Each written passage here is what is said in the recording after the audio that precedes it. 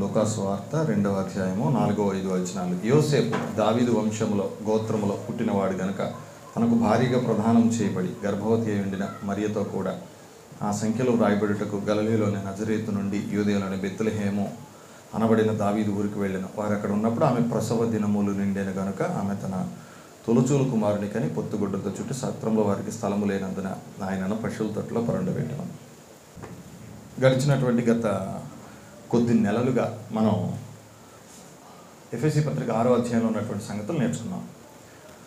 ఎఫెసీ పత్రిక 6వ అధ్యాయంలో ముఖ్యంగా అపవాదిని ఎదిరించుటకు దేవుడిచ్చే సర్వాంగ కవచం, అందులో ఉన్నటువంటి 6 కవచాలు, వాటిని గురించి దాదాపుగా ఒక 4 నెలల పైన మనం నేర్చుకున్నాం. ఆ పాఠాన్ని పోయిన బుధవారంతో ముగించాము. ఇప్పుడు ఈ రోజు నుంచి, ఈ బుధవారం నుంచి గ్రూప్లో మీకు షేర్ చేసిన ప్రకారంగా యేసుక్రీస్తుని గురించినటువంటి జీవిత చరిత్ర మనం నేర్చుకోబోతున్నాం.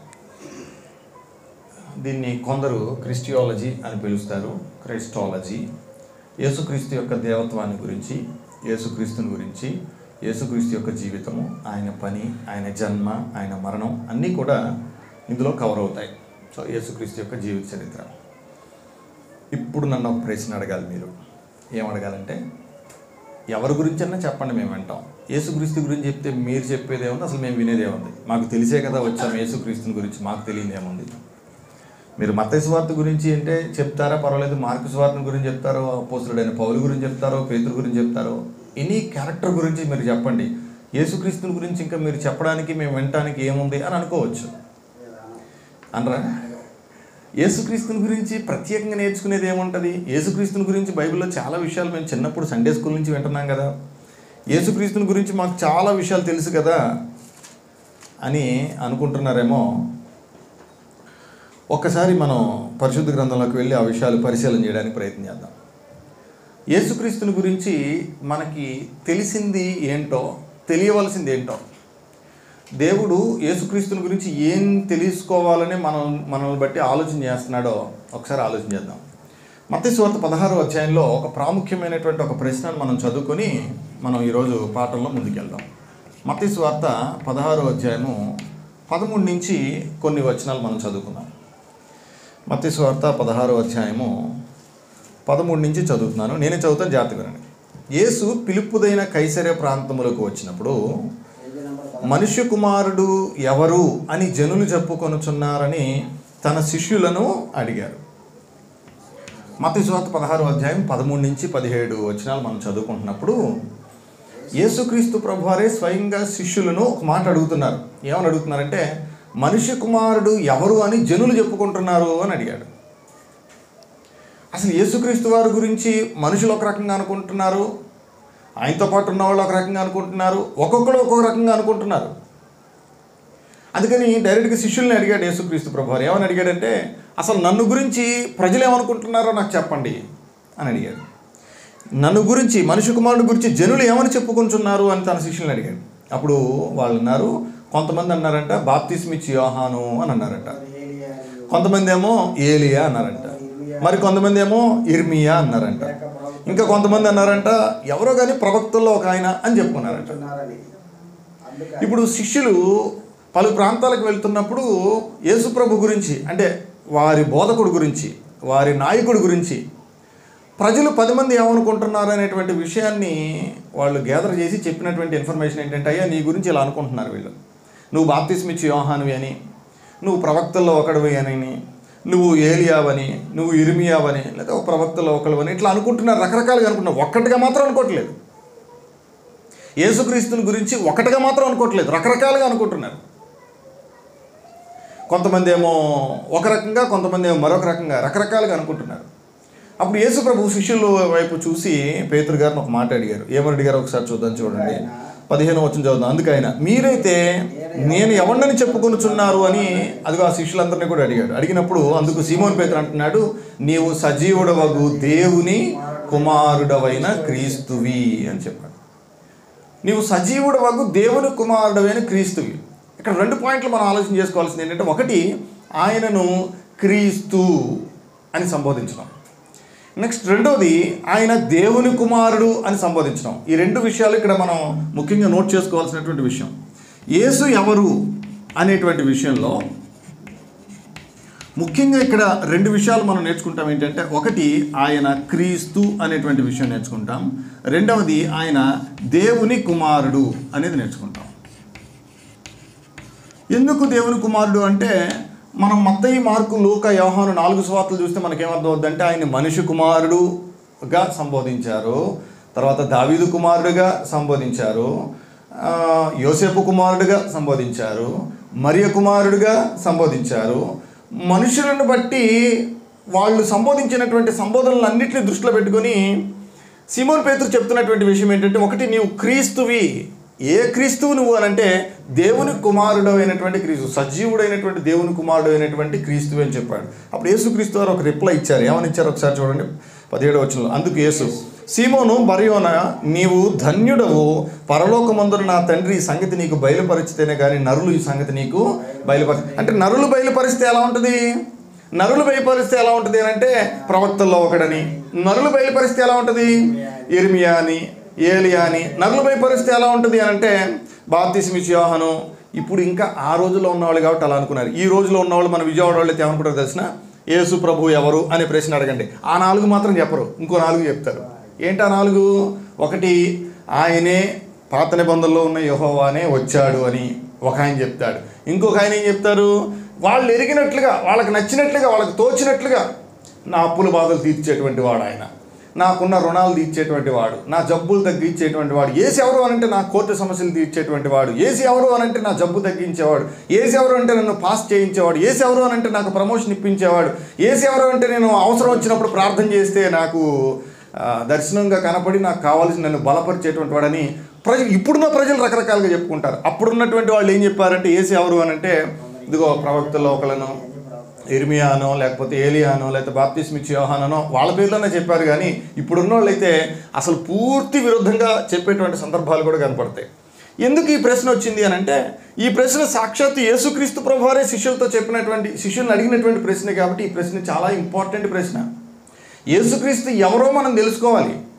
యేసుక్రీస్తు ఎవరో అనేటువంటిది దేవదూతలకి క్లారిటీ ఉన్న సందర్భం, యేసుక్రీస్తు ఎవరో దయ్యాలకి క్లారిటీ ఉన్నటువంటి సందర్భం, యేసుక్రీస్తు ఎవరో యేసుక్రీస్తు స్వయంగా చెప్పినటువంటి సందర్భం బైబిల్ మొత్తం మీద మనం చదివినా కూడా, బైబిల్ మొత్తంలో రాసున్నా కూడా ఇప్పటికీ కూడా యేసుక్రీస్తు ఎవరో చాలామంది తెలియనటువంటి పరిస్థితిలో, చెప్పినా కూడా తెలుసుకోలేనటువంటి పరిస్థితిలో, ఎరగనటువంటి పరిస్థితిలోనే ఇంకా చాలామంది ఉన్నారు. ఆయన సర్వోన్నతుడైనటువంటి దేవుని కుమారుడైనటువంటి క్రీస్తు అనేటువంటి విషయం దూతలు చెప్పినటువంటి సందర్భాలు మనం చూస్తాము. దయ్యాలు సైతము నమ్మి ఒడుగుతున్నటువంటి సందర్భాలు మనం చూస్తాం. యేసుక్రీస్తు ఎవరో ఇంత క్లారిటీగా పరిశుద్ధ గ్రంథంలో చెప్పబడినప్పటికీ కూడా ఇంకనూ యేసుక్రీస్తుని గురించి చాలా అపోహలు సమాజంలో ఉన్నాయి. సో దానికోసం మనం యేసుక్రీస్తు ఎవరు అనేటువంటిది మనం నేర్చుకోవాలి. రైట్, బైబిల్లోకి వెళ్ళి దీని పరిచయం ఒకసారి ఆలోచన చేయడానికి మనం ప్రయత్నం చేద్దాం. యేసుక్రీస్తుని గురించి, ఆయన యొక్క జన్మను గురించి ఎక్కువగా రాయబడినటువంటి 2 సువార్తలు, మత్తయి సువార్త మరియు లూకా సువార్త. యేసుక్రీస్తు యొక్క జననానికి సంబంధించి మాత్రమే నేను చెప్తుంది. యేసుక్రీస్తు ఆయన పుట్టిన తర్వాత ఆయన చేసిన పరిచర్యలు, ఆయన మరణము, ఆయన సమాధి వగైరా సంగతులన్నీ కూడా మార్కు సువార్తలను, యోహాను సువార్తలను కూడా రాయబడినటువంటి మాటలు ఉన్నాయి. కానీ ముఖ్యంగా ఆయన జననం గురించి రాయబడింది మాత్రం మత్తయి సువార్త, లూకా సువార్తల్లో యేసుక్రీస్తు ప్రభువారు ఆయన జన్మ ఎలాగూ, ఆయన జన్మకు సంబంధించిన వృత్తాంతాలన్నిటినీ కూడా ఈ 2 సువార్తల్లో రాయబడినటువంటి సంగతులు మనం నేర్చుకుంటాం.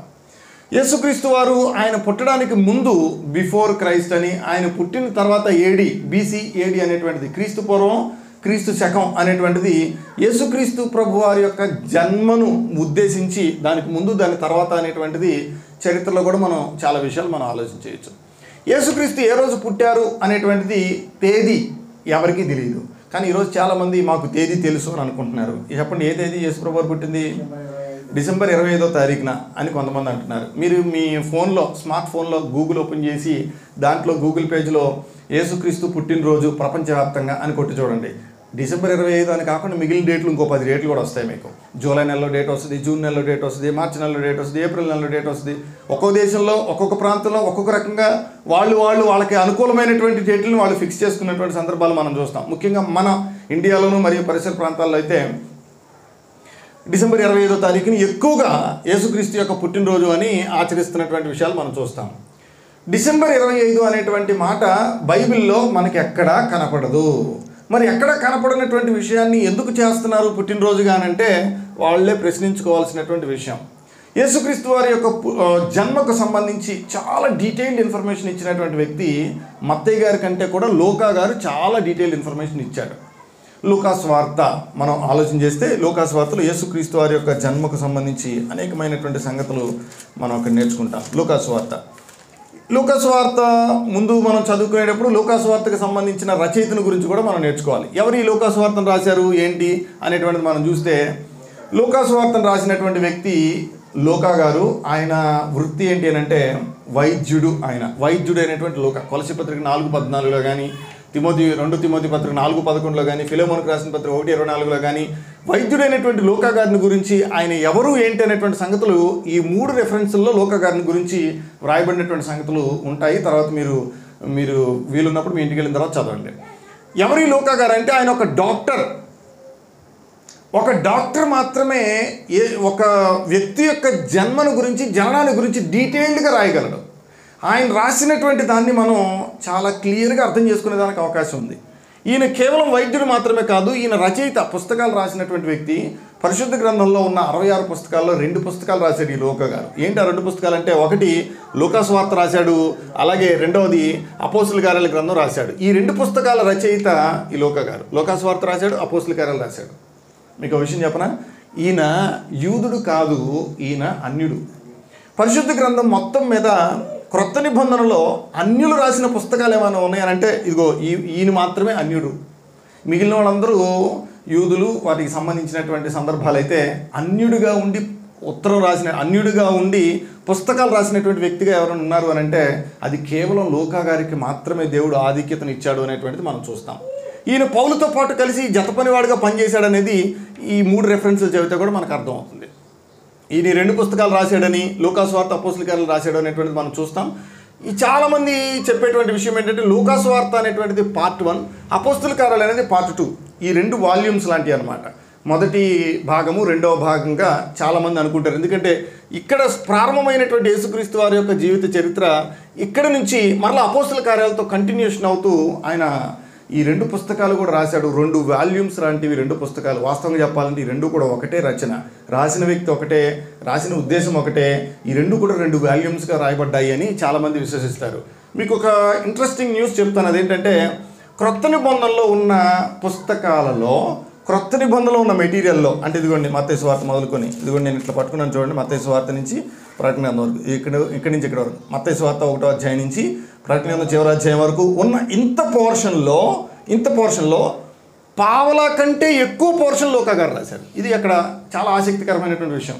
ఇప్పుడు మిమ్మల్ని ఎవరన్నా ఒక ప్రశ్న అడిగి క్రొత్త నిబంధనలో ఎక్కువ మెటీరియల్ రాసిన వ్యక్తి ఎవరు అని అంటే సడన్గా ఎక్కువ మంది చెప్పే విషయం ఏంటంటే పౌలు గారు అండి. ఆయన 13 పత్రికలు రాశాడండి. 13 పత్రికలు రాశాడు కాబట్టి పౌలు గారే పెద్ద రచయిత అయి ఉంటాడండి, పెద్ద ఎక్కువ పోర్షన్ ఆయనదే ఉంటుందని అనుకోవచ్చు చాలా వరకు. కానీ మీరు గమనిస్తే ఒకే ఒక్క వ్యక్తి ఈయన రాసినటువంటి క్రొత్త నిబంధనలు, ఈయన రాసినటువంటి ఈ 2 పుస్తకాల యొక్క వాల్యూమ్ ఎంత అని అంటే 27.5% ఆఫ్ ద పోర్షన్ కొత్త నిబంధనలో ఈయన ఒక్కడే, అన్యుడైనటువంటి ఈ వ్యక్తి రాసినటువంటి పోర్షన్ అనేటువంటిది మనం గమనించాలి. మిగిలినటువంటి ఆ 72% ఎవరైతే ఉన్నారో వాళ్ళు అనేకులు రాశారు. పౌలు గారు రాశారు, పేతురు గారు రాశారు, ఇంకా యాకోబు గారు రాశారు. ఇలా మిగిలినటువంటి వాళ్ళందరూ కూడా రాసినటువంటి విషయాలు మనం చూస్తాం. లూకా గారు దాదాపుగా 27% కంటే ఎక్కువ క్రొత్త నిబంధనలో మనకి మెటీరియల్ అందించాడు. ఈరోజు మనం చదువుకుంటున్నటువంటి, మనం పాటిస్తున్నటువంటి ఈ క్రొత్త నిబంధనలో అత్యధికమైనటువంటి భాగం పోర్షన్ ప్రకారంగా చూస్తే, పుస్తకాల రూపంలో కాకుండా పోర్షన్ ప్రకారంగా చూస్తే ఎక్కువ పోర్షన్ ఇచ్చినటువంటి వ్యక్తిగా, ఎక్కువ పోర్షన్ రాసినటువంటి వ్యక్తిగా లూకా గారిని మనం అక్కడ చూస్తున్నాం. ఇప్పుడు నేను ఫైనల్గా ఈ యొక్క జీవిత చరిత్రను, యేసుక్రీస్తు వారి యొక్క జీవిత చరిత్రను మనం ఒక 6 భాగాలుగా ఆలోచన చేస్తాము. ఒక్కొక్క భాగం గురించి 1-2 వారాల పాటు మనం నేర్చుకోవడానికి ప్రయత్నం చేస్తాము. ఏంటి 6 భాగాలు అంటే, యేసుక్రీస్తు వారు జన్మించక ముందు పరిస్థితి ఏంటి, ఆయన జన్మించిన కాడి నుంచి అంటే 0 నుంచి 30 ఇయర్స్ వరకు, అంటే ఆయన యవ్వనప్రాయం వచ్చి ఆయన యోహాను దగ్గర బాప్తిసం తీసుకున్న కాడి నుంచి ఒక భాగం, ఆయన బాప్తిసం పొందిన తర్వాత మొదటి సంవత్సరం, 2వ సంవత్సరం, 3వ సంవత్సరం, అలాగే మిగతా 3.5 సంవత్సరాలు. యేసుక్రీస్తు ప్రభువారు 30 సంవత్సరాల వయసులో బాప్తిసం పొందారు. ఆ తర్వాత 3.5 సంవత్సరాల పాటు ఆయన పరిచర్య చేశారు. ఆ 3.5 సంవత్సరాల్లో 1, 2, 3 సంవత్సరాలు, ఆ మిగిలినటువంటి అర్ధ సంవత్సరం 3.5 సంవత్సరాలని ఇలా విడదీసి మనం ఏం చేయబోతున్నాము అంటే ఈ కాలాల్లో జరిగినటువంటి సంఘటనలన్నింటినీ కూడా ఒకదానమ్మటొకటి మనం రాస్తాం. ఒక క్రొనలాజికల్ ఆర్డర్లో, ఒక క్రమబద్ధమైనటువంటి పద్ధతిలో ఈ మొదటి సంవత్సరం ఆయన ఏం చేశారు, ఏ ఊరు వెళ్ళారు, ఏమేమి సంఘటనలు జరిగాయి, రెండో సంవత్సరం ఆయన ఏం చేశారు, ఏమేమి సంఘటనలు జరిగాయి, మూడో సంవత్సరం ఆయన ఏం చేశారు, ఏ సంఘటనలు జరిగాయి. ఈ విధంగా ఒక క్రమమైనటువంటి పద్ధతిలో మనం నేర్చుకోవడానికి ప్రయత్నం చేస్తాం. నేను ఈరోజు ఒకళ్ళని ఒక ప్రశ్న అడిగా. ఏమని ప్రశ్న అడిగాడంటే, యేసుప్రభు వారు శిష్యులు 12 మందిని కూడా పంపించాడు కదా, ఎప్పుడు పంపించాడు అని అడిగా. యేసుప్రభు వారు బాప్తిసం పొందింది ఎప్పుడు అంటే 30వ సంవత్సరం అన్నారు. మరి శిష్యుల్ని, అపోస్తలుల్ని ఎక్కడ పంపించింది, ఏ సంవత్సరంలో పంపించాడు అంటే అదే 30 సంవత్సరంలోనే పంపించాడండి అని అన్నారు. లేఖనాల ప్రకారం మనం ఆలోచన చేస్తే 30వ సంవత్సరమే పంపించాడా, ఆయన బాప్తిసం పొందిన వెంటనే ఓ సంవత్సరం ఆగి పంపించాడా, 2 ఏళ్ళకి పంపించాడా, 10వ మత్తయి సువార్త 10వ అధ్యాయంలో 12 మందిని ఆయన పంపించినప్పుడు ఈ బ్రాకెట్ కిందకు వస్తుందా, ఈ బ్రాకెట్ కిందకు వస్తుందా, ఈ బ్రాకెట్ కిందకు వస్తుందా అనేటువంటిది తెలియాల్సినటువంటి అవసరం ఉంది. ఒకవేళ ఆయన పంపించడానికి ముందు కనుక ఒకవేళ ఒక సంవత్సరం గడిచిపోయి ఉంటే ఈ సంవత్సరం పాటు ఆ శిష్యులకి తర్ఫీదు ఇచ్చాడా, అసలు ఏం జరిగింది, ఆ తర్ఫీదులో భాగంగా ఆయన ఏమేమి అద్భుతాలు చేశాడు, తనతో పాటు శిష్యులు ఉన్నప్పుడు ఆయన మొదటి సంవత్సరం చేసిన అద్భుతాలు ఏంటి, రెండవ సంవత్సరం చేసిన అద్భుతాలు ఏంటి, మూడవ సంవత్సరం చేసిన అద్భుతాలు ఏంటి. అన్ని అద్భుతాలు ఒక సంవత్సరం చేసినవి కాదు, అన్ని అద్భుతాలు రెండవ సంవత్సరం చేసినవి కాదు, మూడవ సంవత్సరం చేసినవి కాదు. ఈ డివిజన్ అనేటువంటిది మనం కరెక్ట్గా చేసుకోకపోతే అద్భుతాల యొక్క సూచక క్రియల యొక్క ఒక డ్రాఫ్టింగ్ కానీ ఒక మ్యాప్ కానీ మనకి సరైనటువంటి అవగాహన రాదు. సో వీటన్నిటిని కూడా ఈ విధంగా మనం విభజించినప్పుడు మాత్రమే మనకు ఒక మంచి క్లారిటీ వచ్చేదానికి అవకాశం ఉంటుంది. సో యేసుక్రీస్తు వారు జన్మించక ముందు, ఆయన జన్మించిన కాడి నుంచి మొదటి 30 సంవత్సరాల లోపు ఆయన జీవితం, ఇక 30 సంవత్సరాల నుంచి 31, 32, 33 అలాగే 33.5 మిగిలినటువంటి పార్ట్, ఇవన్నీ కూడా ఒకదానమ్మటొకటి మనం నేర్చుకోవడానికి ప్రయత్నం చేద్దాం. ఎక్కువగా యేసుక్రీస్తు వారు జన్మించడానికి ముందున్నటువంటి పోర్షనే చాలా పెద్ద పోర్షన్. వాస్తవంగా దాని గురించి మనం కొన్ని ఎక్కువ క్లాసులే మనం నేర్చుకుంటాం. క్రీస్తు అనేటువంటి పదం క్రొత్త నిబంధన మొత్తం మీద ఒక 256 సార్లు రాసింది. ఇవన్నీ మాకు ఎందుకులేండి క్యాలిక్యులేషన్స్ అని అనుకోకండి. ఇవన్నీ మనకి ఎందుకు అవసరం అవుతాయి అని అంటే ఈ పాఠం యొక్క ప్రాధాన్యతను గురించి మనం ఎక్కువగా నేర్చుకోవడానికి ఇవన్నీ కూడా మనకు ఉపయోగపడతాయి. యేసుక్రీస్తు ప్రభువారి యొక్క జన్మను గురించి లేదా ఆయన యొక్క జీవితాన్ని గురించి పాత నిబంధనలో చాలా ప్రవచనాలు ఉన్నాయి. ఒక 50 కంటే ఎక్కువ ప్రవచనాలు ఎప్పుడు కూడా తరచూ సంఘాలలో మనం నేర్చుకుంటూనే ఉంటాం. వాటిలో కూడా కొన్ని ఈరోజు మనం నేర్చుకోబోతున్నాం.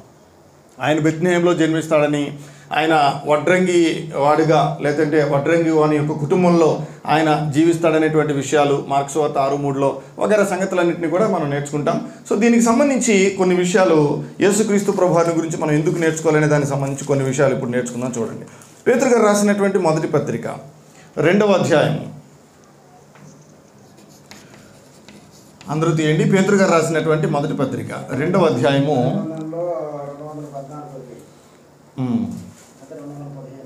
215వ పేజీ క్రొత్త నిబంధనలో 21వ వచనం, 2వ అధ్యాయం 21వ వచనం చదువుకుందాం. పేతురు గారు రాసినటువంటి మొదటి పత్రిక 2వ అధ్యాయం 21వ వచనం. క్రీస్తు కూడా మీ కొరకు బాధపడి మీరు తన అడుగుజాడల యందు నడుచుకొనున్నట్లు మీకు మాదిరి ఉంచిపోయెను. యేసుక్రీస్తు ప్రభువారు మనకి మాదిరి ఉంచిపోయారు. యేసుక్రీస్తు ప్రభువారు మనకి మాదిరి ఉంచిపోయారు. యేసుక్రీస్తు ప్రభువారు మనకు మాదిరి ఉంచిపోయాడు. ఏ విషయంలో మాదిరి అయినా ఈ ఒక్క పాయింట్ మీద ఈరోజు కొంచెంసేపు మాట్లాడుకోవడానికి ప్రయత్నం చేద్దాం. యేసుక్రీస్తు ప్రభువారు ఏ విషయంలో మాదిరి, మళ్ళీ చదువుదాం మాట 19-20 వచనం చదువు. 21వ వచనం 2వ అధ్యాయం 21. క్రీస్తు కూడా మీ కొరకు బాధపడి మీరు తన అడుగుజాడల యందు నడుచుకున్నట్లు మీకు మాదిరి ఉంచిపోయాను. ఎందుకు ఆయన మాదిరి ఉంచిపోయాడు అని అంటే మనము ఆయన అడుగుజాడలో నడుచుకోవాలని, అంటే ఆయన ఏం చేశాడో చూసి ఆయన చేసినట్టుగా నడుచుకోవాలని. అర్థమవుతుందా? యేసుక్రీస్తు ప్రభువారు మనకి ఏం ఉంచిపోయాడు? మాదిరి ఉంచిపోయాడు. ఎందుకు మాదిరి ఉంచిపోయాడు? మనం చదువుకుంటామనా, అనుసరించి నడుస్తామని. ఇప్పుడు చాలామంది ఏం చేస్తారు, యేసుక్రీస్తుని గురించి మాకు చాలా తెలుసండి అని అంటారు. ఏం తెలుసాయా మీకు? యేసుక్రీస్తు చాలా గొప్పవాడండి, యేసుక్రీస్తు ప్రాణం పెట్టాడండి, యేసుక్రీస్తు మహానుభావుడండి. యేసుక్రీస్తు ప్రభువారు ఆయన బాధపడింది, ఆయన శ్రమ పెట్టబడింది, ఆయన హింసింపబడింది దేనికి అని అంటే నువ్వు ఒక కథలాగా వినేసి వదిలేయడానికి కాదు, నువ్వు ఒక పాఠ్యపుస్తకాల్లో ఒక పాఠంగా నేర్చుకోవడానికి కాదు, నీకు కాలక్షేపం ఉన్నప్పుడు ఒక కథగా చదివి విడిచిపెట్టడానికి కాదు. మరి దేనికి ఆయన తన ప్రాణం పెట్టింది అని అంటే నువ్వు ఆయన అడుగుజాడల్లో నడుచుకుంటావని నీకు మాదిరి ఉంచిపోయాడు ఆయన. ఆయన గురించి నువ్వు తెలుసుకున్నప్పుడు, ఆయన జీవిత చరిత్ర నీకు తెలిసినప్పుడు, ఆయన జీవిత చరిత్రలో ఆయన ఏం చేశాడో, ఆయన వివిధ సందర్భాలలో వివిధ పరిస్థితుల్లో ఆయన ఎట్లా నడుచుకున్నాడు, ఏ స్టెప్ తీసుకున్నాడో నీకు తెలిసినప్పుడు దాన్ని నువ్వు తెలుసుకుని దాని ప్రకారంగా నువ్వు నడుస్తావు అని నీకు మాదిరి ఉంచిపోయాడు ఆయన. అందుకోసం ఆయన తన ప్రాణం పెట్టాడు, అందుకోసం ఆయన బాధపడ్డాడు, అందుకోసం ఆయన శ్రమ పెట్టబడ్డాడు అనేటువంటిది మనం లేఖనాల్లో చూస్తున్నాం. అందుకే అంటాడు, క్రీస్తు కూడా మన కొరకు, చూడండి, క్రీస్తు కూడా మన కొరకు బాధపడి మీరు తన అడుగు జాడల యందు నడుచుకొనున్నట్లు మీకు మాదిరి ఉంచిపోయాను. యేసుక్రీస్తు ప్రభువారు మాదిరి ఉంచి వెళ్ళాడు. ఏ ఏ విషయాల్లో మాదిరి ఉంచాడు అనేటువంటిది 1-2 పాయింట్లు మనం చదువుకొని ఈ ఉన్నటువంటి 6 భాగాల్లో మొదటి భాగం దగ్గరికి వెళ్ళడానికి ట్రై చేద్దాం. ఆయన జన్మించక ముందు, మరియ గర్భంలో ఆయన జన్మించక ముందు ఆయన జీవితం గురించి ప్రవచనాలు ఏం చెప్తున్నాయి, గ్రంథం ఏం చెప్తుంది అనేటువంటి దాని గురించి నేర్చుకోవడానికి ప్రయత్నం చేద్దాం. యేసుక్రీస్తు యొక్క మాదిరి, ఆయన ఏ విషయాల్లో మాదిరి ఉన్నాడో లూకా సువార్తలో కొన్ని విషయాలు మనం తెలుసుకుని ముందుకు వెళ్దాం, చూద్దాం. లూకా సువార్తలో ఆయన ఏ విషయాల్లో మాదిరిగా ఉన్నాడో చూద్దాం. చాలా విషయాలు చూడొచ్చు, అందులో కొన్ని విషయాలు మాత్రం మనం చూద్దాం. లూకా సువార్త 2వ అధ్యాయం, లూకా సువార్త 2వ అధ్యాయం 41-42 వచనాలు. 2వ అధ్యాయము 41-42 వచనాలు.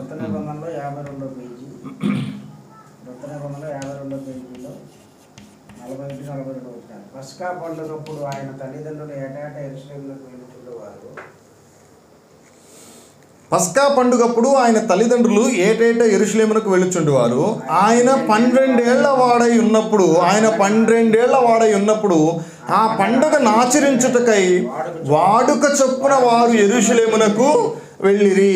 పండక్కి వెళ్ళాడంట తల్లిదండ్రులతో పాటు, పండక్కి వెళ్ళాడంట. ఎలా వెళ్ళాడో చెప్తున్నాడు లూకా గారు. ఎలా వెళ్ళాడంట? వాడుక చొప్పున అని అంటాడు. చూడ, వాడుక చొప్పున అండర్లైన్ చేసుకోవాల్సినటువంటి వర్డ్ అక్కడ, వాడుక చొప్పున. వాడుక చొప్పున అంటే అలవాటుగా అనమాట. యేసుక్రీస్తు ప్రభు వారికి ఒక అలవాటు ఉంది, యేసుక్రీస్తు ప్రభు వారికి ఒక వాడుక ఉంది. ఏంటి ఆ వాడుక అంటే తల్లిదండ్రులతో పాటు కలిసి పండగకు వెళ్ళటం అనేటువంటిది. 41 మళ్ళీ చదువుతున్నా చూడండి. 41 పస్కా పండుగప్పుడు ఆయన తల్లిదండ్రులు ఏటేటా యెరూషలేమునకు వెళ్ళుచుండేవారు. ఎవరెవరు యెరూషలేముకి వెళ్ళేదంటే ఆయన తల్లిదండ్రులు. ఓకే. తర్వాత ఆయన 12 ఏళ్ల వాడై ఉన్నప్పుడు ఆ పండుగను ఆచరించుటకై వాడుక చొప్పున వారు యెరూషలేమునకు వెళ్ళారు. యేసుక్రీస్తు ప్రభువారు తల్లిదండ్రులకు లోబడినటువంటి వాడు. తల్లిదండ్రులు ఎటు వెళ్తే అటు వెళ్ళేవాడు యేసుక్రీస్తు ప్రభువారు. నోట్ చేసుకోవాలి ఇక్కడ పాయింట్. తల్లిదండ్రులు పండుగ చేయడానికి వెళ్తున్నప్పుడు, పస్కా పండుగ చేయడానికి యెరూషలేముకు వెళ్తున్నప్పుడు తల్లిదండ్రులతో పాటు కలిసి వాడుక చొప్పున పండుగను ఆచరించడానికి వెళ్ళినటువంటి వాడు, తల్లిదండ్రులతో పాటు ఉన్నటువంటి వాడు. మీకేం తెలియదు అసలు, నాకే బాగా తెలుసు అని ఈరోజు తల్లిదండ్రుల మీద యుద్ధం చేసేటువంటి కొడుకులు కూడా ఉన్నారు ఇవాళ. బాధాకరమైనటువంటి విషయం ఏంటంటే తల్లిదండ్రులు కొట్టేవాళ్ళు కూడా ఉన్నారు. ఇంకా లక్ష్మి గారు చెప్తున్నారు, అసలు తల్లిదండ్రులు చంపేసేటువంటి వాళ్ళు కూడా ఉన్నారు. తల్లిదండ్రులు దూషించేటువంటి వాళ్ళు ఉన్నారు, తల్లిదండ్రులను బాధ పెట్టేటువంటి వాళ్ళు ఉన్నారు. ఆ పిల్లలు కనపడితే తల్లిదండ్రులకి చెమటలు పట్టిపోయి, అమ్మో వాడు వచ్చాడంటేనా ఇంకా నన్ను కొడతాడేమో, నన్ను తిడతాడేమో నన్ను భయపడిపోయేటువంటి వాళ్ళు కూడా ఉన్నారు. ఈ రోజున నన్ను ఎక్కడ చంపేస్తాడో భయపడేటువంటి వాళ్ళు ఉన్నారు.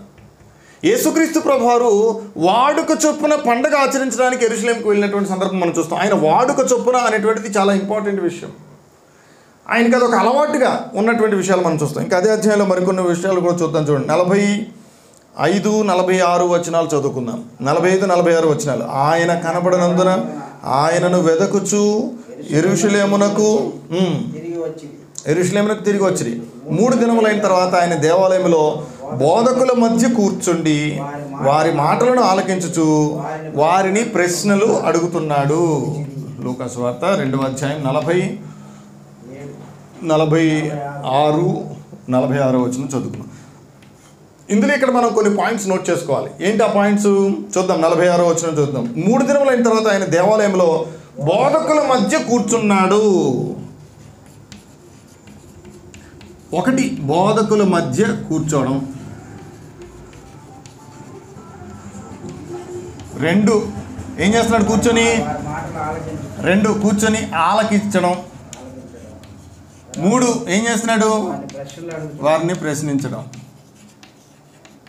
బాబు ఇక్కడ ఉన్నటువంటి 12 సంవత్సరాల వయసులో ఉన్నటువంటి వాళ్ళు, అంతకంటే ఎక్కువ వయసులో ఉన్నటువంటి వాళ్ళు బాగా ఆలోచన చేయండి. యేసుక్రీస్తు వారు ప్రభు వారు 12 సంవత్సరాల వయసులో ఏం చేస్తున్నాడో చూడండి. ఏం చేస్తున్నాడు 12 సంవత్సరాల వయసులో? బోధకుల మధ్య కూర్చుంటున్నాడు. మరి 12 సంవత్సరాల వయసున్న నీ కుమారుడు నీ కుమార్తె ఎక్కడ కూర్చుంటున్నారు? బోధకుడి దగ్గర కూర్చుంటున్నారా? ఫోన్ల దగ్గర కూర్చుంటున్నారా? 12 సంవత్సరాల వయసులో యేసుక్రీస్తు ఎక్కడ కూర్చున్నాడు? మాదిరి ఉంచిపోయాడు కదా. పేతురు గారు రాసిన మొదటి పత్రిక 2:21 ఆయన మాదిరి ఉంచిపోయాడు కదా. ఆయన జీవితమే ఒక మాదిరి. ఆయన జీవితాన్ని మనం చదివితే ఒక మాదిరిగా మనకు ఉండాలి. ఆయన్ని బట్టి నడవాలి.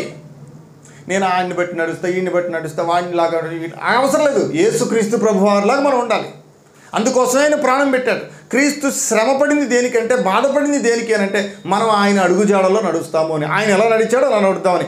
ఆయన ఎలా నడిచాడు అని అంటే 12 సంవత్సరాల వయసులోనే ఆయనకు ఒక వాడుక చొప్పున, అంటే అలవాటుగా తల్లిదండ్రులతో పాటు కలిసి వెళ్ళటం, తల్లిదండ్రుల మాటకు విధేయత చూపడం. నేను రాను ఆ ఊరు, నేను రాను అక్కడికి అని అంటాం కాదు. తల్లిదండ్రులు వెళ్తే ఎక్కడికైనా సరే తల్లిదండ్రులతో పాటు కలిసి వెళ్ళడం. ఒక భక్తి కార్యక్రమాలు చేయడం. పండగ చేయడం అంటే భక్తి కార్యక్రమాలు చేయడం. ఓ భక్తి కార్యక్రమాలు చేయడంలో, భయభక్తులు కలిగి జీవించడంలో ఇదిగో తల్లిదండ్రులతో పాటు కలిసి వెళ్ళినటువంటి సందర్భాలు మనం చూస్తాం. 12 సంవత్సరాల వయసులోనే తల్లిదండ్రులతో పాటు కలిసి భయభక్తులు కలిగినటువంటి వాడిగా మనం అక్కడ ఆలోచన చేస్తాం.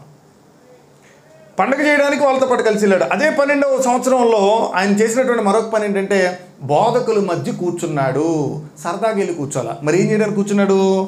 ఆలకించడానికి కూర్చున్నాడు. ఏం ఆలకించడానికి? బోధకుల దగ్గరికి వెళ్ళి కూర్చుంటే ఏం చెబుతారు వాళ్ళు? వాక్యం చెప్తారు. వాళ్ళు చెప్పేటువంటి వాక్యం ఆలకిస్తున్నాడు. ఆలకించడం మాత్రమే కాదు, ఇంకోటి చేస్తున్నాడు. ఏమని చేస్తున్నాడు? క్వశ్చన్స్ కూడా అడుగుతున్నాడు. మరి ఇప్పుడు 12 సంవత్సరాల వయసులో ఉన్నటువంటి మన పిల్లలు ఏం చేస్తున్నారో ఒకసారి ఆలోచించండి. ఏం చేస్తున్నారు? 12 సంవత్సరాల వయసు అంటే దాదాపుగా ఎన్నో తరగతికి వస్తాడు? 7వ తరగతో 8వ తరగతికో వస్తాడు సుమారుగా. 7-8 తరగతుల్లో మనం ఏం చేస్తామనంటే వాళ్ళకు ఒక 2 బ్యాగులు ఇచ్చి పొద్దునుంచి సాయంత్రం దాకా స్కూల్కి, సాయంత్రం ఇంటికి రాగానే ట్యూషన్కి పంపించి, ఏంటి ఆదివారాలు వస్తే కూడా ప్రైవేట్ క్లాసులు పెట్టించి వాళ్ళని లోక సంబంధమైనటువంటి జ్ఞానం వైపుకి నడిపిస్తాం తల్లిదండ్రులు. ఇక్కడ ఉన్న తల్లిదండ్రులకి ఈ విషయం చెప్తున్నాను, జాగ్రత్తగా వినండి. యేసుక్రీస్తుని వారు ఎలా నడిపించేటువంటి వాళ్ళు అంటే, యేసుక్రీస్తు ఎలా నడిచినటువంటి వాడు అని అంటే బోధకుల మధ్య కూర్చుని ఆలకించి విని, వాక్యాన్ని విని, దైవ వర్తమానాలను విని, దైవ లేఖనాలను చెప్తున్నప్పుడు విని ఆలకించి, అలాగే వాళ్ళని ప్రశ్నలు అడిగేటువంటి స్థాయిలోనికి యేసుక్రీస్తు ప్రభువారు ఉన్నారు. మనం కూడా మన పిల్లల్ని ఏం చేయాలి? దేవుని యొక్క వాక్యము ఆలకించేటువంటి వారుగా వారిని ప్రోత్సహించాలి. తల్లిదండ్రులకు ఇక్కడ ఉన్నటువంటి వాళ్ళు ఆలోచన చేయండి. ఇక పిల్లలుగా ఉన్నటువంటి వాళ్ళు, 12 సంవత్సరాలు దాటినటువంటి పిల్లలుగా ఉన్నటువంటి వాళ్ళు ముఖ్యంగా గుర్తుపెట్టుకోవాల్సింది, నువ్వు యేసులా జీవించాలనే ఆశ నీకుంటే, యేసులా ఉండాలని నీకు ఆలోచన నీకుంటే, ఇక్కడికి వచ్చి నుంచొని యేసులాగా ఉండాలని అని పాటలు పాడడం కాదు చేయాల్సిన పని. మరి ఏం చేయాలి తెలిసిన? యేసులాగా ఉండాలంటే యేసు ఏం చేశాడో అలా చేయాలి. నేను యేసులాగా బ్రతుకుతా, యేసులాగా ఉంటానని కీర్తనలు పాడడం కాదు నువ్వు చేయాల్సింది. నువ్వేం చేయాలి అని అంటే నువ్వు యేసు ఏం చేశాడో అదే ప్రకారంగా నువ్వు చేయడానికి ప్రయత్నం చేయాలి. ఆయన బోధకుల మధ్య కూర్చున్నాడు, ఆయన ఆలకిస్తున్నాడు చెప్పేటువంటి వర్తమానాన్ని, అలాగే ఆయన ప్రశ్నలు అడుగుతున్నాడు. ప్రశ్న ఎప్పుడు వచ్చింది? సాధారణంగా చెప్పేటువంటి విషయాలు బుర్రకెక్కుతున్నప్పుడు కొన్ని డౌట్స్ వస్తాయి. ఇంతకుముందు ఆల్రెడీ ఉన్నటువంటి విషయాలకు సంబంధించి కానీ, ఇప్పుడు నేర్చుకునేటువంటి విషయాలకు సంబంధించి కానీ కొన్ని డౌట్స్ వస్తాయి. ఆ డౌట్స్ని ఆయన అడిగి నివృత్తి చేసుకుంటున్నాడు. చూద్దాం, ఒక 47వ వచనంలో కూడా చూద్దాం. చూడండి, ఆయన మాటలు వినిన వారందరూ ఆయన ప్రజ్ఞకును ప్రత్యుత్తరములకును విస్మయముందిరి. ఆయన తల్లిదండ్రులు ఆయనను చూచి మిక్కిలి ఆశ్చర్యపడ్డాడు.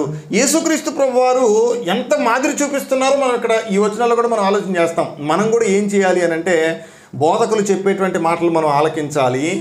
బోధకులు చెప్పేటువంటి సంగతులను ఆలకించి ఏదైనా డౌట్లు ఉన్నప్పుడు వాళ్ళని ప్రశ్నించాలి.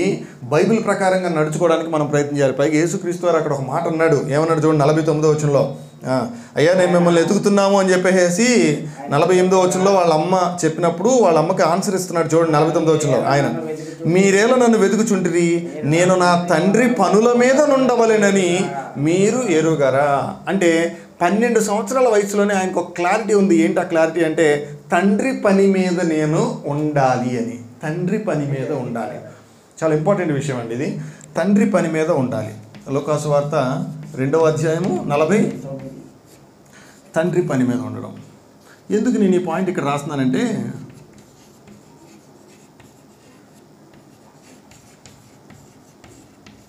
లూకాసు వార్త 2:49లో తండ్రి పని మీద ఉండాలి అని యేసుక్రీస్తు ప్రభువారు వాళ్ళ అమ్మతో చెప్పినటువంటి మరియమ్మ గారితో చెప్పినటువంటి సందర్భాలు మనం అక్కడ ఆలోచన చేస్తున్నాం. ఒక చిన్న సందర్భం నేను మీకు చెప్తాను, తండ్రి పని మీద ఉండడం దాని గురించినటువంటి ఒక చిన్న సందర్భం.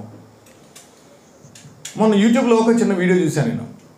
ఇంకొక 2-3 రోజుల్లో ఒక పెద్ద 3 రోజుల సభలు ప్రారంభించబోతున్నారు వాళ్ళ తల్లిదండ్రులు, సేవకుడు సేవకురాలు. ఈలోపు సేవకుడు చనిపోయాడు. ఇంకొక 3 రోజులు మీటింగ్ ఉందనగా సేవకుడు చనిపోయాడు. మామూలుగా అయితే ఏం చేస్తారు ఎవరైనా? 3 రోజుల ముందు సేవకుడే చనిపోతే ఇక 3 రోజులు పెద్ద మీటింగ్స్ సాధారణంగా ఏం జరుగుతాయి? క్యాన్సిల్ అయిపోతాయి, ఆగిపోతాయి. కానీ అట్లా ఆగల. ఆయన భార్య ఏం చేసింది అంటే, మీటింగ్స్ పెట్టేది ఈయన కాదు, మీటింగ్స్ పెట్టించేది ఈయన కోసం కాదు, పెట్టేది ఈయన కాదు, జరిపించేటువంటిది దేవుని నామ మహిమార్థమై మీటింగ్స్ జరుగుతున్నాయి కాబట్టి దేవుని పని ఆగడానికి వీలు లేదు అని ఆమె సంఘస్థుల సహకారంతో 3 రోజుల సభలను జరిపించేసింది. ఆ 3 రోజుల సభలో మొదటి రోజు వాళ్ళ అబ్బాయిని పిలిపించి పాట పాడడానికి రమ్మన్నారు. 6 సంవత్సరాలు 7 సంవత్సరాలు ఉంటాయి. తండ్రి చనిపోయాడు. తండ్రి చనిపోయినటువంటి విషయం తెలుసు. ఎంతగా పెంచుతున్నాడు అని అంటే ఆ చిన్న బిడ్డని, తండ్రి పని మీద ఉండేటువంటి విషయం పట్ల చిన్న పిల్లల నుంచే వాళ్ళు ఈ భూమి మీద జీవించేటువంటిది వాళ్ళ కోసం కాదని, వాళ్ళు ఈ భూమి మీద జీవించేది దేవుని కోసం అని చిన్నతనం నుంచే తన పిల్లలకు నేర్పిస్తూ వచ్చాడు. అసలు ఆ చిన్నపిల్లల మాటలు వింటుంటే ఎంత ఆశ్చర్యం కలుగుతుంది అని అంటే, ఎక్కడున్నాడు మీ డాడీ అంటే చచ్చిపోయాడు అని అనట్లేదు వాళ్ళు. మరి ఏమంటున్నారు అని అంటే దేవుడి దగ్గర ఉన్నాడు.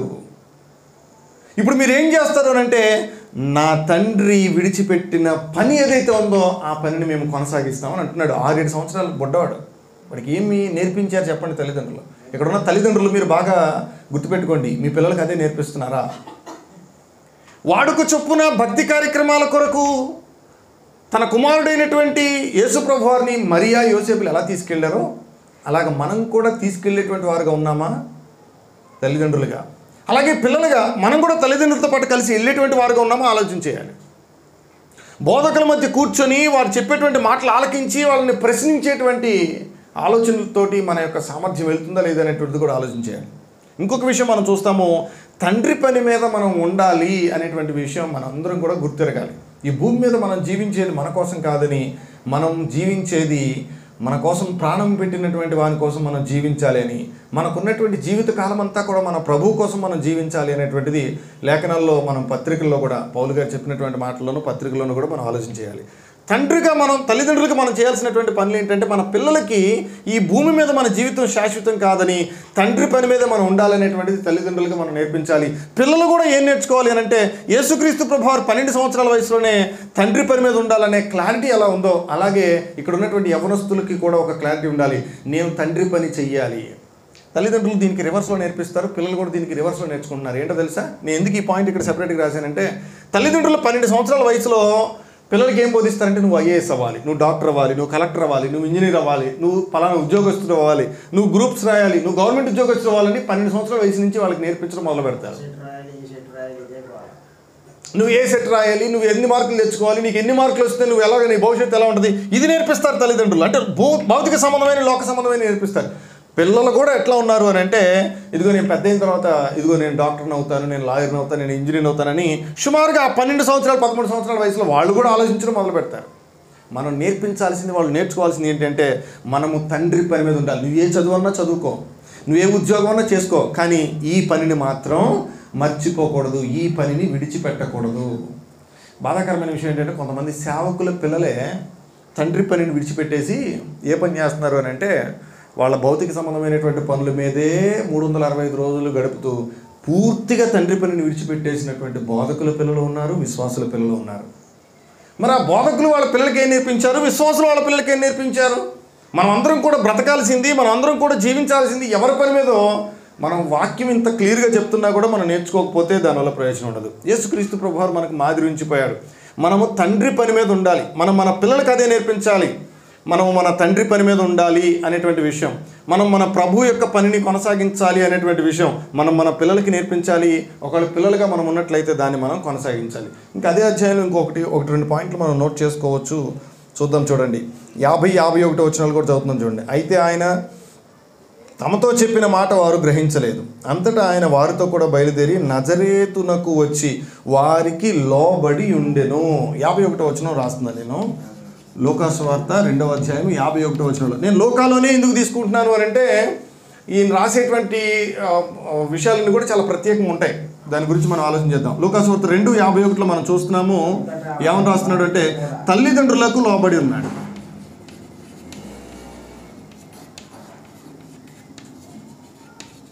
తల్లిదండ్రులకు లోబడి ఉన్నాడు. నువ్వు నిజంగా క్రైస్తవుడివే అయితే, నేను క్రైస్తవుడిని నువ్వు చెప్పుకోవాలంటే నువ్వు కూడా ఏం చేయాలి? క్రీస్తు ప్రభువులాగా చెప్పండి, తల్లిదండ్రులకు లోబడి ఉండాలి. అంటే ఏం చేయకూడదు? ఎదిరించకూడదు, వాళ్ళని దూషించకూడదు, వాళ్ళని ఇబ్బంది పెట్టకూడదు. మరి నువ్వేం చేయాలంటే తల్లిదండ్రులకు నువ్వు లోబడి జీవించాలి. యేసుక్రీస్తు ప్రభు అయితే తల్లిదండ్రులకు లోబడే జీవించాడు. మరి నువ్వు తల్లిదండ్రులకు లోబడే జీవిస్తున్నావా? నీ తల్లిదండ్రులు నువ్వు ప్రేమించేటువంటి వాడుగా, వాళ్ళు చెప్పేటువంటి మాటలకి నువ్వు లోబడేటువంటి వాడుగానే ఉన్నావా అనేది ఆలోచించే. యేసుక్రీస్తు ప్రభు గురించి పోయినటువంటి మాదిరిలో ఆయన తన జీవితమే ఒక మాదిరిగా కనపరుస్తున్నాడు. ఆయన తను జీవించినటువంటి కాలంలో తల్లిదండ్రులకు లోబడి విధేయత కలిగి జీవించాడు ఆయన. ఇక్కడ నేను ఒక చిన్న పాయింట్ ఇక్కడ గుర్తు చేయాల్సినటువంటి విషయం ఏంటంటే, సర్వమును సకలమును సృష్టించినటువంటి సృష్టికర్త సైతము చెప్పండి ఆయన జీవించినటువంటి కాలంలో తల్లిదండ్రులకు లోబడే ఉన్నాడు. అది నోట్ దిస్ పాయింట్. ఇప్పుడు ఉన్నవాళ్ళు ఉన్నారులేండి, డిగ్రీ చదువుకున్న తర్వాత చదువుకోని తల్లిదండ్రులను చూస్తే అసలు ఏమాత్రం బొత్తిగా నీకేం తెలియదు నువ్వు కూర్చో అని అంటున్నారు. వాస్తవంగా చెప్పాలంటే యేసుక్రీస్తు ప్రభువుకి బాగా తెలుసా, వాళ్ళ తల్లిదండ్రులైన మరి యోసేపుకి బాగా తెలుసా సంగతులు అని అంటే యేసుక్రీస్తు ప్రభువుకే బాగా తెలుసు. కానీ ఎవరికి లోబడున్నాడు? తల్లిదండ్రులకు లోబడున్నాడు. ఈయన ఏం పని చేసుకుంటాడు? తల్లిదండ్రులు అంటే వడ్రంగి పని చేసుకునేటువంటి వాళ్ళు. వీళ్ళు ఏం పని చేసుకుంటారు అంటే సాధారణమైనటువంటి వాళ్ళు. వీళ్ళేమి మేధావులు కాదు, మహాజ్ఞానులు కాదు, వీళ్ళు సాధారణమైనటువంటి వాళ్ళకి చెప్పండి జ్ఞానులకే జ్ఞాని, సొలొమోను కంటే గొప్ప జ్ఞానం కలిగినటువంటి వాడు, గొప్ప వ్యక్తి ఎలా ఉన్నాడు అని అంటే లోబడి ఉన్నాడు. అంటే తనను తాను హెచ్చించుకొని అసలు నేను ఎవరో తెలుసా, నేను ఈ లోకానికి రక్షకుడు, నేను చెప్పిన మాట మీరు వినాలి తెలుసా అని కాలు మీద కాలు వేసుకొని కూర్చోలేదు ఆయన. మరి ఏం చేశాడు? తల్లిదండ్రులకు లోబడి జీవించాడు. ఆయన్ని చూసి మనం నేర్చుకోవాల్సింది ఏంటంటే, మనం ఎంత ఎదిగినా మన తల్లిదండ్రులకు మాత్రం మనం లోబడే ఉండాలి. మన స్థాయి, మన సామర్థ్యం, మన స్థితి ఎంత ఎదిగినా కూడా తల్లిదండ్రులకు ఆయన లోబడి ఉండి జీవించినటువంటి విధానం మనం అక్కడ ఆలోచన చేస్తాం. ఆ విషయం చాలా ముఖ్యమైనటువంటిది. ఈ భూమి మీద మనకి జన్మనిచ్చినటువంటి తల్లిదండ్రుల పట్ల మనం లోబడి ఉండటం, కృతజ్ఞత కలిగి ఉండటం, ప్రేమ కలిగి ఉండటం అనేటువంటిది యేసుక్రీస్తు వారి ద్వారాగా మనం నేర్చుకోవాలి. ఇంకో పాయింట్ ఏంటంటే, యేసుక్రీస్తు వారు చనిపోవడానికి కొద్ది గంటల ముందు కూడా ఆయన ఎవరి గురించి ఆలోచన చేశాడు అని అంటే తన తల్లి గురించి ఆలోచన చేశాడు. అక్కడ పక్కన ఉన్నటువంటి శిష్యుడికి చెప్తాడు కదా యేసుప్రభు వారు, ఏమని చెప్తారు? ఇదిగో నీ కుమారుడు అని, ఇదిగో నీ తల్లి అని అప్పగింతలు అప్పచెప్పినటువంటి సందర్భాలు కూడా మనం లేఖనాల్లో చూస్తాం. అది కూడా చాలా ముఖ్యమైనటువంటి విషయం. మరొక పాయింట్ నేను చదువుతున్నాను చూడండి. 3వ అధ్యాయము 21వ వచనం చదువుతున్నాను. లోకాసు వార్త 3:21. లోకాసు వార్త 3:21లో యేసుక్రీస్తు ప్రభు వారు ఏం చేశారు ఒకసారి చూడండి. ఏం చేశారు? లోకాసు వార్త 3:21 చదువుతున్నాను. ప్రజలందరూ బాప్తిస్మం పొందినప్పుడు యేసు కూడా బాప్తిస్మము పొంది ప్రార్థన చేయుచుండగా. యేసుక్రీస్తు ప్రభువారు 3:21లో మనం చదువుతున్నాము. ఆయన బాప్తిస్మం పొందినటువంటి సందర్భాలు మనం అక్కడ ఆలోచన చేస్తాం. యేసుక్రీస్తు ప్రభువారు ఆయన బాప్తిస్మం పొందినటువంటి సందర్భం. ప్రజలందరూ బాప్తిస్మం పొందుతుండగా ఆయన కూడా ఏం చేశారంట? బాప్తిస్మం పొందారు. కాబట్టి ఇప్పుడు క్రీస్తుని అనుసరించాలి, క్రీస్తుని వెంబడించాలి, క్రీస్తుని మాదిరిగా తీసుకోవాలనుకునేవాడు చేయాల్సినటువంటి పని ఏంటంటే బాప్తిస్మము పొందాలి. యేసుక్రీస్తు ప్రభువారే బాప్తిస్మం పొందినప్పుడు మరి మనాళ్ళు ఇప్పుడు కారణాలు చెప్తుంటారులేండి. ఏం కారణాలు చెప్తారు? ఉద్యోగం రావాలి, సెటిల్ అవ్వాలి, తర్వాత ఇంకా రకరకాలైనటువంటి కారణాలు. ఏదో ఒక కారణంతో వాయిదాలు వేసుకుంటూ బాప్తిస్మాన్ని వాయిదా వేస్తారు. యేసుక్రీస్తు ప్రభువారు అలా వాయిదా వేసినటువంటి వాడు కాదు.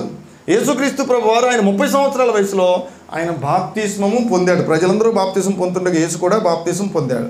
మరొక పాయింట్ కూడా నేను చదువుతున్నాను చూడండి. 4వ అధ్యాయము 16వ వచనం చదువుకుందాం. 4వ అధ్యాయము 16వ వచనం.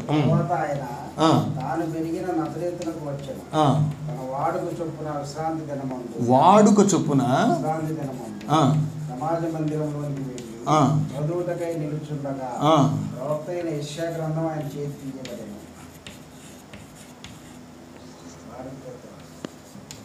ఇక్కడ నేనేం పాయింట్ రాస్తున్నానంటే, ఆయన వాడుక చొప్పున విశ్రాంతి దినం ఆచరించాడంట. వాడుక చొప్పున అంటే ఏంటి దాని అర్థం? అలవాటు ప్రకారంగా. ఏంటి అనుకున్న అలవాటు అని అంటే విశ్రాంతి దినాన్ని ఆచరించడం, సమాజ మందిరానికి వెళ్ళడం. ఇప్పుడు మన భాషలో చెప్పుకోవాలి అని అంటే ప్రభుదినం అని అనుకోండి, ఆ రోజు విశ్రాంతి దినం శనివారం నాడు, ఈరోజు ప్రభుదినం ఆదివారం నాడు. వాళ్ళు విశ్రాంతి దినమును తప్పకుండా పాటించడానికి యేసుక్రీస్తు ప్రభువారు కూడా ఒక వాడుకగా చేసుకుని వెళ్ళేవాడంట. మరి ఈరోజు మనం కూడా అలాగే వాడుకగా చేసుకుంటున్నామా, అలవాటుగా చేసుకుంటున్నామా? ఆదివారం రాగానే ఏం చేయాలి? ఒక వాడుకగా మారిపోవాలి, మనకి ఒక అలవాటుగా మారిపోవాలి. ఆదివారం అనగానే మనం దేవుని సముఖానికి వెళ్ళాలి, దేవుని సన్నిధికి వెళ్ళాలి, ఆయన మాటలు నేర్చుకోవాలి, ఆయన చెప్పేటువంటి సంగతులు ఆలకించాలి, దేవుడు మనతో ఏం మాట్లాడుతున్నాడో వాక్యం ద్వారా అనేటువంటి విషయాలు ఆలకించడానికి మనము ప్రతి ఆదివారం నాడు కూడా ఖచ్చితంగా ఒక వాడుకగా చేసుకుని, ఒక అలవాటుగా చేసుకొని మనం దేవుని సన్నిధికి వెళ్ళేటువంటి వాళ్ళగా ఉండాలి. కానీ ఈరోజు చాలామంది ఆదివారాల గురించి ఏం చెప్తారు తెలుసా? ఏమంటే ఫలానా ఆయన పోయిన ఆదివారం రాలేదు ఏంటండి అంటే ఆయన చెప్తాడు, నెలలో అన్ని ఆదివారాలు రాడండి ఆయన, నెలలో ఒక వారం 2 వారాలు వస్తాడండి ఆయన, మరి మిగతా వారాలు అంటే ఇప్పుడు ఆయనకి ఏం లేదనమాట. ఆదివారం గురించి వాడుక లేదు, అలవాటు లేదు. మరి ఎప్పుడు వస్తాడు ఈయన? కుదిరితే వస్తాడు. అలా కుదిరితే వచ్చేది కాదు ఆదివారం అనేది. మరి ఎలా చేయాలి అని అంటే వాడుకగా మారిపోవాలి, అదొక అలవాటుగా మారిపోవాలి, అది నీ జీవితానికి ఒక హ్యాబిట్గా మారిపోవాలి. యేసుక్రీస్తు ప్రభువారు చిన్నతనం నుంచి విశ్రాంతి దినాన్ని ఆచరించేవాడు, సమాజ మందిరానికి వెళ్ళేవాడు, వాడుక చొప్పున ఆయన వెళ్ళినటువంటి సందర్భాలు మనం చూస్తాం. ఇక్కడ వాడుక చొప్పున భక్తి కార్యక్రమాలు చేశాడు, ఆయన వాడుక చొప్పున విశ్రాంతి దినాన్ని ఆచరించాడు. అలాగే వాడుక చొప్పున ఆయన ఇంకా ఏం చేశాడు అంటే లూకాసు వార్త 22వ అధ్యాయము మాట చదువుకుందాం చూడండి. లాస్ట్లో లూకాసు వార్త 22వ అధ్యాయము అందరూ తీసి చూడొద్దాం ఒకసారి. నేను కూడా తీస్తున్నాను. లూకాసు వార్త 22వ అధ్యాయము 39వ వచనం చదువుకుందాం. లూకాసు వార్త 22వ అధ్యాయము 39వ వచనం.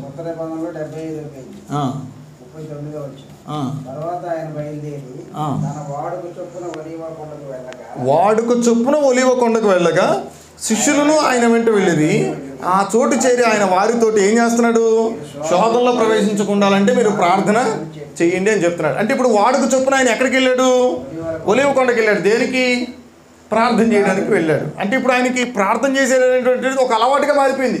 కుదిరినప్పుడు ప్రార్థన చేయడం కాదు, అలవాటుగా ప్రార్థన చేయడం. ఒక టైం అనేది పెట్టుకుని ఆ టైం ప్రకారంగా అలవాటుగా ప్రార్థన చేసేటువంటి విధానం యేసుక్రీస్తు ప్రభువారిని చూసి మనం నేర్చుకుంటాం. యేసుక్రీస్తు ప్రభువారి యొక్క జీవిత చరిత్రను మనం నేర్చుకునేటప్పుడు ఆయన జీవించినటువంటి కాలంలో ఆయనకున్నటువంటి అలవాట్లు ఏంటో కొన్ని అలవాట్లు మనం చూస్తున్నాం. ఏంటి ఆయనకున్న అలవాట్లు చెప్పండి? ఒకటి, ఆయనకున్నటువంటి అలవాటు వాడుక చొప్పున ఆయన భక్తి కార్యక్రమాలు చేస్తుంటాడు. అలాగే వాడుక చొప్పున ఆయన ప్రార్థన చేసేటువంటి అలవాటు ఉంది. వాడుక చొప్పున విశ్రాంతి దినాన సమాజ మందిరానికి వెళ్ళేటువంటి అలవాటు ఉంది. ఇంకా ఆయనకి ఏం అలవాటు ఉంది అంటే తాను జీవించినటువంటి కాలంలో తల్లిదండ్రులకు లోబడి ఉండి జీవించినటువంటి అలవాటు ఆయనకు ఉంది. బాప్తిజం పొందినటువంటి సందర్భం మనం చూస్తాము. అలాగే తండ్రి పని మీద ఉండాలనేటువంటి స్పష్టత కలిగి ఉన్నాడు అనేటువంటిది మనం ఆలోచన చేస్తాం. యేసుక్రీస్తు ప్రభువారి జీవితంలో మనం నేర్చుకున్నటువంటి వాటిని మనం అనుసరించి జీవించాలి. వీటన్నిటిని కూడా మనం అనుసరించి జీవించాల్సిన అవసరం ఉంది. మనం ఏ ఏ విషయాల్లో మాదిరిగా తీసుకోవాలో అన్ని విషయాల్లోనూ కూడా మనం మాదిరిగా తీసుకుని మనం ఆయన చెప్పినటువంటి మాటల ప్రకారంగా ఆయన అడుగు జాడలో మనం నడవాలి. యేసుక్రీస్తు ప్రభువారి యొక్క వర్తమానం వినేది దేనికి అంటే కాలక్షేపానికి కాదు. యేసుక్రీస్తుని గురించి మనం నేర్చుకునేది దేనికంటే టైంపాస్ కోసం కాదు. యేసుక్రీస్తుని గురించి మనం నేర్చుకునేది దేనికి అంటే ఆయన చెప్పింది మనం ఫాలో అవటానికి, అనుసరించడానికి అనేటువంటిది మనం చూస్తున్నాం. అలవాటుగా మనం ప్రార్థన చేయాలి, అలవాటుగా మనం దేవుని సముఖానికి రావడం అనేటువంటి అలవాటుగా చేసుకోవాలి, అలవాటుగా మనం భక్తి కార్యక్రమాలను అలవాటుగా చేసుకోవాలి. కుదిరితే చేసేటువంటిది కాదు, అలవాటుగా చేయాలి. ప్రతిరోజు బ్రష్ చేస్తాం కదా, కుదిరితే చేస్తారా? ప్రతిరోజు చేస్తారా? ప్రతిరోజు స్నానం చేస్తారు కదా, కుదిరితే చేస్తారా లేకపోతే ప్రతిరోజు చేస్తారా? ప్రతిరోజు చేసే పనులు ఉంటాయి, రోజు చేసేటువంటి పనులు ఉంటాయి. అలా వాడుక చొప్పున చేసేటువంటివి వాడుక చొప్పున క్రమముగా ఖచ్చితంగా మనం చేయాల్సినటువంటి అవసరం ఉంది. యేసుక్రీస్తు ప్రభువారి జీవితంలో చాలా విషయాలు మనం మాదిరిగా తీసుకొని వాడుకగా ఆయన చేసినటువంటి పనులు చూడొచ్చు. ముఖ్యంగా కొన్ని విషయాలు మాత్రం ఇక్కడ మనం ఆలోచన చేస్తున్నాము. ఆయన వాడుకగా ప్రార్థన చేసినటువంటి సందర్భాలు, ఆయన సైతము ప్రార్థన చేసినటువంటి సందర్భాలు. ఆయన శరీరధారి అయి ఉన్న దినములలో మహారోదనముతోనూ కన్నీళ్లతోనూ తనను మరణము నుండి విడిపింపగలవానికి ప్రార్థనలు యాచనలు సమర్పించి భయభక్తులు కలిగి ఉన్నందున ఆయన కనికరించబడ్డాడు అనేటువంటి విషయాన్ని మనం లేఖనాల్లో చదువుతాం. ఆయన ప్రతిరోజు ప్రార్థన చేసినటువంటి సందర్భం, అలాగే వాడుక చొప్పున ప్రార్థన చేసినటువంటి సందర్భం, ఆయన వేకువనే వెళ్ళి చక్కగా ప్రార్థన చేసినటువంటి సందర్భాలు మనం అనేకమైనటువంటి సందర్భాలు ఇక్కడ మనం చూస్తున్నాం. లైక్ ఈరోజు మన పాఠంలో ఏం నేర్చుకున్నామంటే యేసుక్రీస్తు జీవిత చరిత్రకు సంబంధించి ఒక పరిచయం మాత్రం ఈరోజు మనం చూసాం. ఆయన జీవిత చరిత్రను ముఖ్యంగా లూకా గారు, మత్తయి గారు రాశారు. లూకా గారు మరింత ఎక్కువగా చాలా ఎలాబొరేటెడ్గా రాశారు అనేది మనం చూస్తాం. లూకా గారిలో ఇంకొక స్పెషాలిటీ ఉందని మీకు చెప్పాలి. ఏంటంటే ఆయన రాసినటువంటి ఈ 2 పుస్తకాల్లో యేసుక్రీస్తు యొక్క జన్మను గురించి లూకా సువార్త రాశాడు, సంఘం యొక్క జన్మను గురించి అపోస్తల కార్యాల గ్రంథంలో చాలా డీటెయిల్గా రాస్తాడు.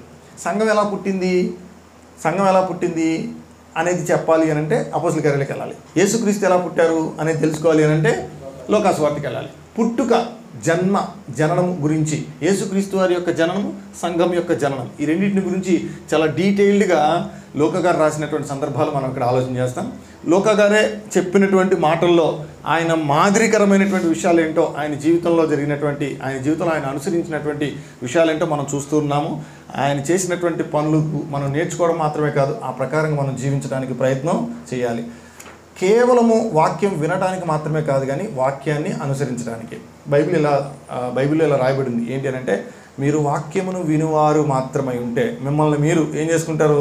మోసం చేసుకుంటారు. కాబట్టి మీరు వాక్యమును వినువారు మాత్రమై ఉండి మిమ్మల్ని మీరు మోసం చేసుకోకుండా వాక్య ప్రకారము ప్రవర్తించే వాళ్ళై ఉండాలి. అంటే వాక్యం ఏం చెప్తుందో దాని ప్రకారం చేసేవాళ్ళై ఉండాలి. కేవలం వినేవాళ్ళుగా ఉంటే మిమ్మల్ని ఎవరో మోసం చేయాల్సిన అవసరం లేదు, మిమ్మల్ని మీరే మోసం చేసుకున్నట్టు. మీరు వినేవారుగా కాకుండా విన్నదాని ప్రకారం చేసేటువంటి వారిగా ఉండటానికి ప్రయత్నం చేద్దాం. మనమందరం కూడా వాక్యాన్ని విన్న ప్రకారంగా చేయడానికి ప్రయత్నం చేద్దాం. యేసుక్రీస్తు వారు జన్మించక ముందు చెప్పబడినటువంటి ఒక సుమారు 50+ ప్రవచనాలు ఏదైతే ఉన్నాయో ఆ ప్రవచనాల గురించి, జన్మించక ముందు యేసుక్రీస్తు వారిని గురించి చెప్పబడినటువంటి లేఖనాల గురించి, వాటిని గురించి రేపు వచ్చేటువంటి ఆదివారం మనం నేర్చుకుంటాం. దీని గురించి కొన్ని ఎక్కువ పాఠాలు మనం నేర్చుకుంటాం. ఆ తర్వాత ఆయన జన్మించిన కాడి నుంచి మొదటి 30 సంవత్సరాల జీవితం గురించి కొంచెం తక్కువ మ్యాటరే ఉంటుంది. ఆ తర్వాత ఈ మొదటి సంవత్సరం ఆయన పరిచర్య, 2వ సంవత్సరం పరిచర్య, 3వ సంవత్సరం పరిచర్య, మిగిలినటువంటి అర్ధ సంవత్సరం పరిచర్య, వీటిని గురించి మనం ఎక్కువ డీటెయిల్గా నేర్చుకుంటాం.